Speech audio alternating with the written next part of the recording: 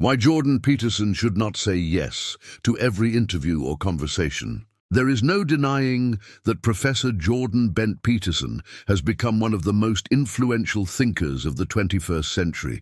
He's not just a psychologist, author, or professor. He has become a symbol. For many, he's a voice of sanity in a world gone mad. His lectures, books, and interviews have touched millions, especially young men left fatherless by both culture and church. His boldness in defending objective truth, personal responsibility, and the biblical foundation of Western civilization has carved him a place where few modern intellectuals dare to stand. But in recent years, an uncomfortable trend has emerged. Peterson's growing habit of saying yes to almost every conversation, every podcast, every platform, regardless of the motives behind the invitation. At first, this seemed strategic. His reach widened, his impact multiplied, but now it has become a liability, both for him and the truth he represents. 1. The wisdom of silence and selectivity. The book of Proverbs tells us, "Do not speak in the hearing of a fool, for he will despise the good sense of your words." Proverbs 23:9. Not every platform deserves a wise man's voice. Not every microphone deserves the weight of serious thought. When truth is dragged into a circus, it doesn't enlighten the crowd. It becomes part of the entertainment. Peterson has repeatedly found himself in rooms where the hosts are not truly interested in truth, but in intellectual tourism. They bring him in not to understand, but to provoke, to confuse, or to showboat. This is especially visible in his increasing appearances on pseudo-spiritual, cool atheist or relativist platforms. These hosts often mask condescension with curiosity, and they prize performative dialogue over conviction.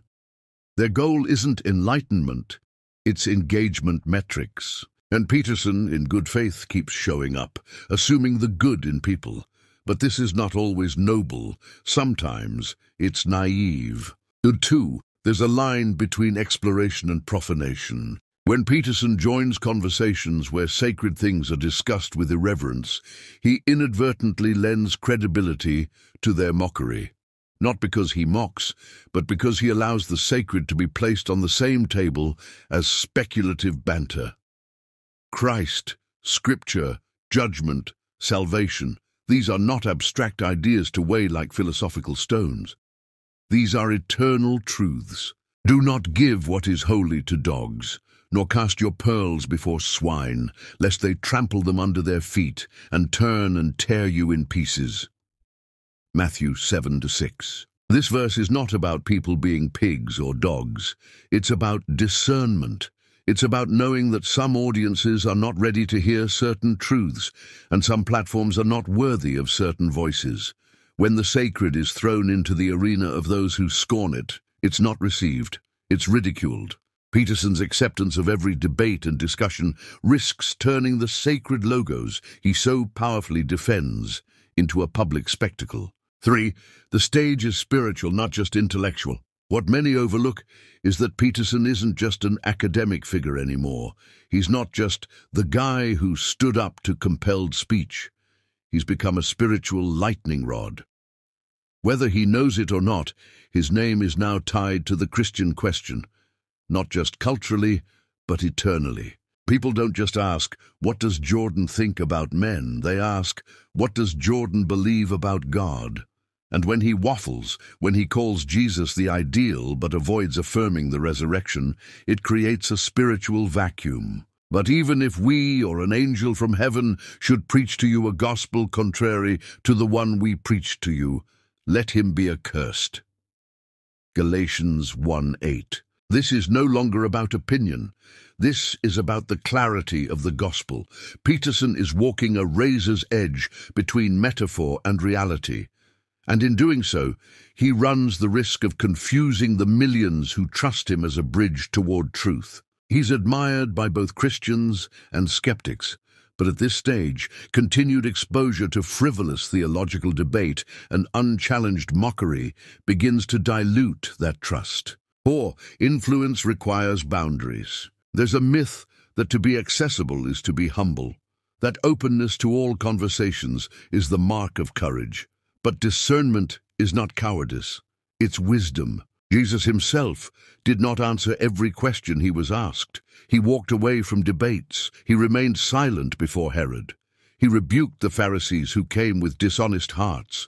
There is such a thing as strategic silence. Answer not a fool according to his folly, lest you be like him yourself. Proverbs 26:4.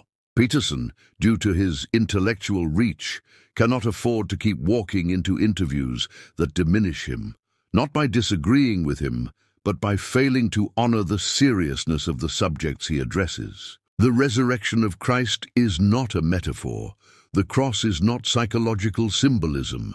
These are not optional beliefs in the Christian worldview. They are cornerstones. And if Peterson continues to speak to hosts who view these truths as interesting myths or ancient poetry, the damage is not just to his image, it's to the clarity of the faith he's orbiting. 5. Too much exposure leads to exploitation. There's also a tactical dimension. When you're everywhere, you become common. And when you become common, you become exploitable. Peterson's strength came from rarity and weight, not ubiquity.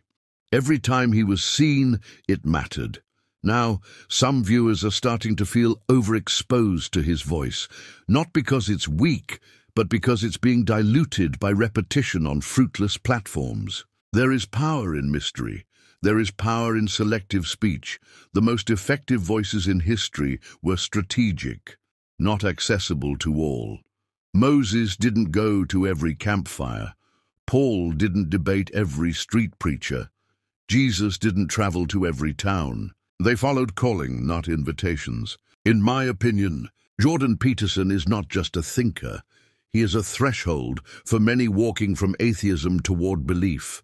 But if he continues accepting every invitation, every discussion, and every seat at the table, he will find himself being used by the very systems he once stood against. No soldier gets entangled in civilian pursuits, since his aim is to please the one who enlisted him.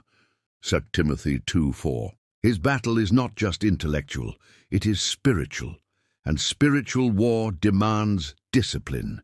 He does not need to speak more. He needs to speak with more fire, more clarity, and more consecration. Saying no to a shallow invitation is not pride, it's protection.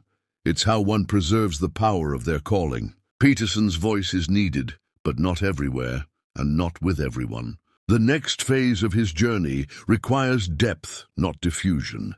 May he and all of us learn when to speak, when to stay silent, and when to walk away. Let your speech always be gracious, seasoned with salt, so that you may know how you ought to answer each person. Colossians 4:6.